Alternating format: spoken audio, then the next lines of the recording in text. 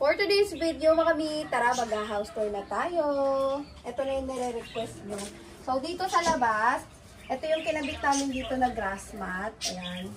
Kinabit lang namin itong gamit yung cable tie. Tapos, dito rin nakalagay yung bike ng anak ko nasa labas kasi wala itong pagpupwestohan sa loob. Then, ito naman yung pininturahan namin na sahig. Dito yung nagpintura kami noon. Tapos dito nakalagay yung aming mga chinelas. Tapos may pag-grass din ako dito. Then, may konti tayo dito mga Christmas decor. Ito yung mga Christmas decor ko. Last year pa talaga to. Tapos ito naman yung aming net na nilagay dito. Nung una nga black yung nilagay namin dito. Ngayon white na para aesthetic, bagay. And di magnet yan siya.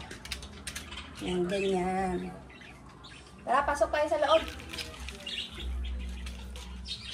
So, dito naman sa loob, pag bungad nyo, ito kagad yung aming TV. Dito nakalagay yung TV. Tapos naglagay lang kami dito ng mga PVC wall decor. Tapos konting pa-design. Yung CCTV namin, hindi pa nakasaksak yan. Tapos meron ako ditong bilhin. Ito yung aking bilhin. May speaker. Tapos yung sa wifi. Then, ayan. Lundo na yung aking, TV rack. Tapos, ito katabi niya yung aming Christmas tree. Itong Christmas tree namin, 5 feet lang to. Actually, last year pa talaga to.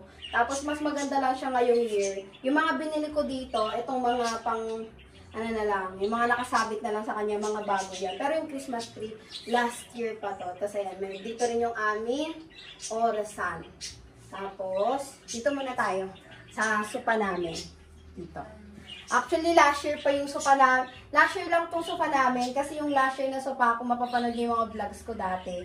Ano lang yung karton pa yung nakapatong, tapos labas-labas pa yung mga bakal nung unang sopa namin. Kasi second hand lang yan, nabili lang namin dun sa kapatid ng asawa ko. Tapos ayan, may pang Christmas na din tong aming mga throw pillowcase. 3 piraso lang yan. Tapos ito yung mga pinagkakabit namin ng mga hanging shelves. Tapos naglagay lang ako dyan ng mga konting pakialerot, mga design, calendar.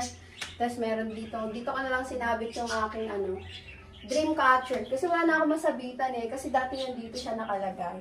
Tapos, ito naman yung aming center table. Gawa lang din to ng asawa ko. Dapat talaga maglalagay ako dito ng Christmas village. Kaso wala pa akong budget. Ayan. November pa lang naman. Hindi pa naman nagde-December. Kaya ito muna. Ayan. Unti-untiin ko siya. Dito naman tayo sa mga small appliances ko. Dito kasi pumupwesto yung asawa ko pag nagla-live. Kaya dito ko nilalagay yung mga gamit namin. Yung iba nga dito, hindi talaga to dito nakalagay. Kasi ito yung mga nilalive niya nga. Ayan. Yung aking electric griller, yung panggiling ng karne, electric kettle, yung aking rice cooker. Dati nababash ako kasi wala doon akong rice cooker. Diba, bago kong rice cooker, babasagin na yan. Ang ganda pa. Ayan yung mga nilalive niya.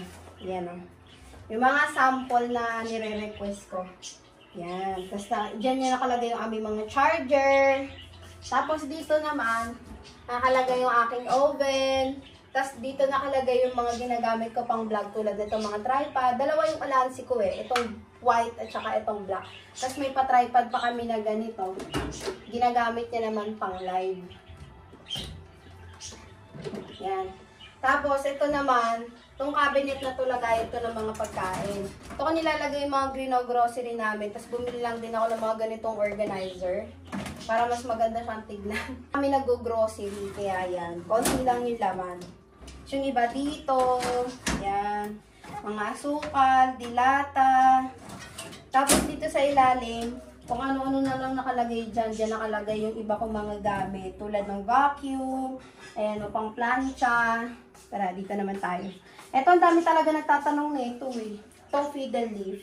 Ito yung nakita nyo nung naglinis kami ng hinugasan ko. Kasi nakakapagod kasi kung nasan to pa isa-isa Yan. Mura na to ngayon. Nakasale to. Nakasale yan ngayon. 3 feet. Tapos ito naman yung aking lampshade. Hindi nga to nasasaksak. Pero plano ko tong kasi wala kami masaksakan dito banda. Kaya hindi ko to nagagamit. Parang pan-decor ko lang to. Pero plano ko tong palitan ng yung ilaw na lang siya. Rechargeable. Dito naman tayo sa pinapalipat ko na tokador. Eto actually itong tokador, hindi po sa amin to, sa mother-in-law ko to. Kukunin niya pa to, kaya hindi namin to ginagalaw. Tapos, ito naman yung aking lagay ng mga makeup kit. Yan. Ito nakalagay yung mga makeup kong makalat. Tapos, yung mga kung anong anik dyan. Tapos, mga nakalagay, walang naman to gano, pang ano yan. Hindi namin pinaglalagay ng dami. Tapos, dito naman tayo sa aming coffee area kasi maliit lang din talaga to. Nandito na lahat. Ito yung aming coffee area. Dito ko nilagay yung mga mugs ko, 12 pieces. Yan, medyo mahal pa nga to. Pero ano, maganda kasi siya pag kumpleto. Yan, ano lang, thermos lang, nakalagay dyan yung mga kape ko. Ito matagal ko na itong lagayan eh. Mga ano na din, may 1 year na. Yan, simple lang yung aking coffee area. Pero plano ko tong ilipat dun sa pwesto ng tokador. Pagka yun eh, naalis na. Tapos tataasan ko siya, mas lalakihan ko. Baka hindi na ito yung magiging lagayan ko. Tapos ito na kagad yung lamesa namin. Etong lamesa namin, ayan, plastic pa lang yung upuan namin kasi hindi pa kami nakakabili ng kahoy. Pero gusto ko nga talaga itong palitan. Pero sa ngayon, wala pa kaming budget. Ayan. Tapos naglagay lang kami dito ng mga patungan, may pahalaman. Ito yung aking Christmas curtain. 3 piraso lang to eh. Tapos, ito naman yung, naglagay lang ako ng, ano, nakita ko lang din to kay Senyora Justina. Siyempre, for nagaya-gaya ang person, naglagay ako ng mga, ano, ang tawag na ito, fairy lights. 3 meters naman to, kaya yung saktong-sakto dyan. Tapos, hindi lang din siya nakasaksak. Ito lang yung ginagamit ko, power bank lang ng Romos. Dito lang siya, tapos, nalagay ko lang siya dito sa likod ng bintana. Ayan, dyan. Sa likod pala ng curtain. Saan siya nakalagay. Tapos, ayan, may ilaw kami dito ganito. Ayan, naglagay kami ganyan ng ganyang ilaw. 8 yung bulbs niyan. Pero 3 watts lang yung nilagay namin. Kasi pagka mataas na baka super liwanag. Tapos dito naman tayo. Ito yung aming olive tree naman. Bago, ano, 6 feet to eh. Mas mataas pa sa akin. Tapos dito lang din sa gilid. Paglabas mo ng pinto ng kwarto, dito naman nakalagay mga sapatos namin. Ayan, ayan yung mga sapatos namin. Dito nakalagay yung mga sapatos. Dito ko nilagay yung sapatos namin mag-asawa. Tapos, dito naman nilagay ko yung sapatos ng mga bata. Tara, dito naman tayo sa aming kwarto. Buksan ko lang yung ilaw. Yan. Tapos, dito sa likod ng pinto ng kwarto, may saksakan din ako pinagawa. Dito namin sinasaksak yung ilaw ng street lights. Ito yung ilaw, ito yung electric pa ng mga bata. Ito yung ginagamit ni Sena. Tapos sa mga nagtatanong kung ano yung ginagamit ni Gia, ito po. Yung Aura Share. Malakas na rin to, rechargeable siya.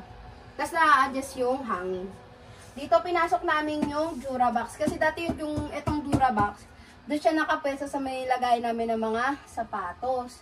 Eh since medyo lumuwag-luwag na kahit papano, kasi nga, ano na lang to, single na lang itong nandito na higaan.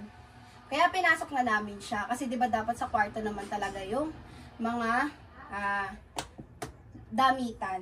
Kasi ito, dito naman yung aking panganay. Dito siya natutulog.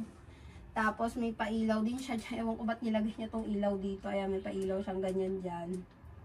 Tapos dito naman yung aking bunso. Dito siya natutulog. Ito yung bagong pinagawa namin na double deck kay Kuya Tolitz. Yan. Naglagay lang din ako dito ng artificial plant. Kasi nga, may nakalitaw dito na bakal. Itong bakal na to parang support lang talaga siya. Hindi siya yung sa kisame na bakal ah.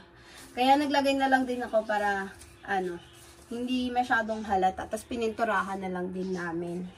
Then, dito naman sa taas, eto actually ikakabit namin to doon sa may biga.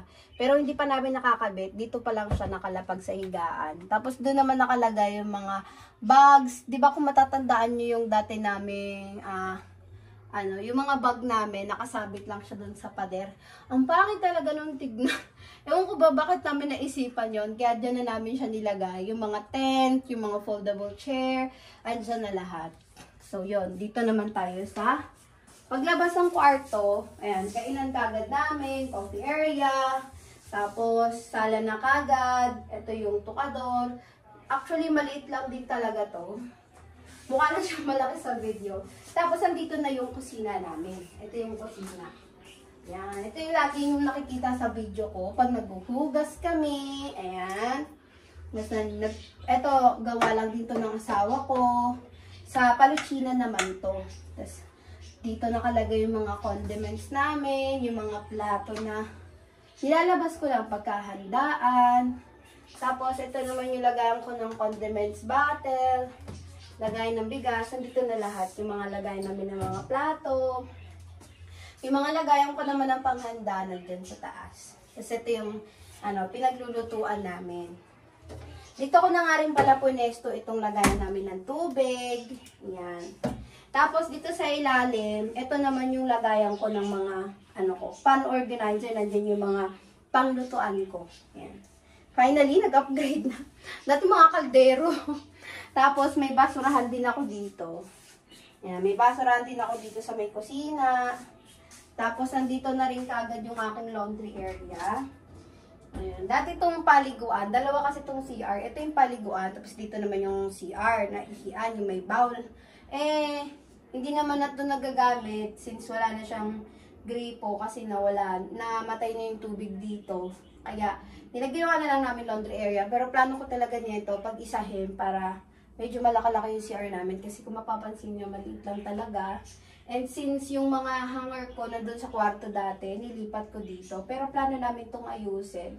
And as of now, ganito pa lang yung tsura niya. Ayan. Ito yung aking washing. Dito ako naglalaba. Yan. Tapos, dito ko lang din sinabit yung kanyang saksakan, yung kanyang hose. Tapos dito naman, ito yung aking lagayan ng mga labahan. Tapos dito ko na rin nilagay yung vacuum ko. Tapos nandito yung mga sabon. Yan. Konti na lang kasi hindi pa kami nag-grocery. Tapos yung iba ko namang gamit pang linis, nandito. Yan.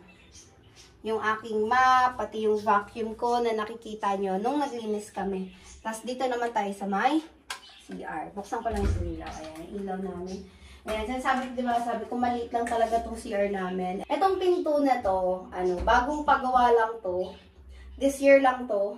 Kung nakakapanood kayo ng mga vlogs ko, kailan ko lang talaga to pinagawa. Kasi yung pinto namin dati, PVC lang siya. Tapos pagdating ko dito, asin sira na talaga siya. Kaya ito, nung nagka-budget kami, ito kagad yung unang-una kong pinagawa. Kasi ito yung lagyan namin ng sabon. Tapos ito yung kinabit namin dito na shower. As in, ito lang talaga siya, maliit lang. Tapos ayan na kagad yung panglinis ng CR. Dito naman nakalagay yung mga sabon namin, panglinis ng CR, mga shampoo, ayan. Ito yung mga shampoo di pa gamit. Ito dito yung mga na ginagamit na, panghilamos, pang shave, yan, pang kuskus. Tapos ito naman yung lagayan ko ng toothbrush. Tapos may patimbala kami. Yan, that's all. Ganito lang talaga kaliit. May CR, may isang kwarto. Tapos, kusina na. And here's our sala. Kainan. Pero kahit sa susunod, baka medyo lumuwag-luwag na kami. Kasi ito, aalisin yung gamit dito. Tapos ipapagamit to sa amin. Bali, ito na yung kwarto namin mag-asawa. Tapos palalagyan na lang namin to dito ng pinto. Yan. Tapos dyan ko pupwesto yung aking coffee area. Papalagay kami dito ng pinto. Yan yung kwarto namin mag-asawa. Pero sa ngayon, dito muna kami natutulog sa may sala. And that's it. Ito lang yung aming house tour. Maliit lang talaga. Yan. Thank you. Sana nagustuhan. Ay, wait lang. Ito pala yung aming ref. Yung ref namin. Papakita ko na rin sa inyo. Yung ref, nakalimutan ko. Kasi ang dami nagtatanong, sabi, Mi, maganda ba yung brand ng Beko? Opo, maganda to. Ano na sa amin to, simula nung pandemic. Ito. Pero wala siyang laman. Kasi hindi pa kami nag-grocery. Ayan, tubig lang talaga yung laman. May konting grapes. Mga gamot, mga bata. Tapos ito, mga lagayan lang to eh. Mga wala tong laman. Ay, may laman. Butter. Yan. Yan o, mga walang laman. As in, tubig lang. Pero itong freezer namin, ayan ang may laman. Ito, ulam. Pang-ulam namin. Kasi kakapamalengke lang kahapon. Tapos yung itong mga Santa Claus ko na nandun sa may Christmas, dito ko na siya nilagay. So, that's it. Sana nagustuhan nyo itong aming pa-house tour. Bye-bye!